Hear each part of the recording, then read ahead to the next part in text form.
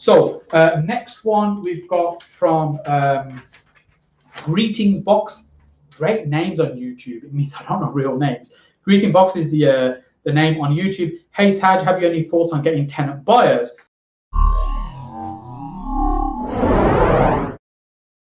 So tenant buyers is an interesting concept, something I've done a number of years ago, but not recently. Tenant buyers is the idea of somebody will come into the property as your tenant, and then at some point in the future, they will purchase that property from you. So hence tenant buyer being the name.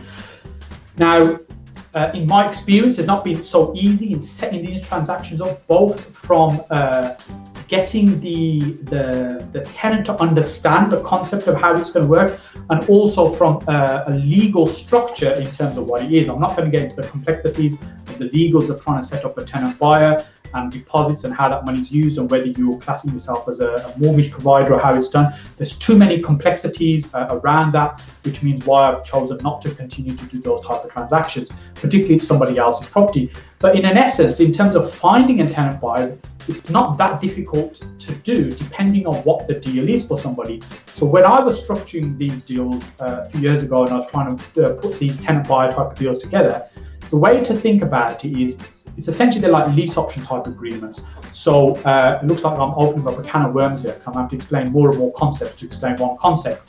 So with a lease option, you'll have a right but not the obligation to purchase something. So when you offer that property to somebody else, that opportunity, it turns into like a sandwich lease option. So what does that mean? Well, that means that I might take the property on from somebody as a lease, and then I'll offer it to somebody else to purchase it from me, and I'll sit in the middle.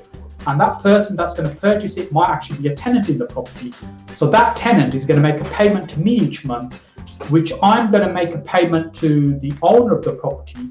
And at some point when this person decides I want to purchase the property from me, I will exercise my right to purchase the property from that person in order to allow that one to purchase the property. That makes sense. It starts to get a little bit complex, but I would keep it really simple in terms of the overall principle of how you do these transactions. If we break it down a little bit further, let's say the property that I'm taking on is in negative equity, as was the deals that I was doing some years ago. And the mortgage payments were quite low because the interest rates had dropped, but there was no equity in the property. So let's say the market rent is say £500, but the mortgage on that property might only be £200. Now I could offer that property to a tenant buyer to say, hey, look, you can become the buyer of this property and you're only paying £200 a month. You're not even paying £500 a month. So in fact, you're paying less than market rent and have the right to be able to purchase property. Makes sense. Very easy to sell that concept. I know what you're thinking. How do I make money out of it? Well, there's actually a number of different ways. It'll be too much to try and go into the details here, but I'll just give you one example. So I charge what I call a front-end consultancy fee. So I might charge, say, £10,000 to help this person to set up this transaction with this person over here, so that they come in, they're paying the £200 every month directly to the seller, which resolves their problem, allows them to walk away, and they've got the right to buy the property in the future. Once it recovers and comes out of negative equity, they can exercise their right. But in the meantime, they've been paying, say, for example, a very low rent each month, which has just been paying the mortgage, which has just been servicing the mortgage debt. They've paid a significant amount of money for me to help them get into this deal, which they may not have been able to do beforehand.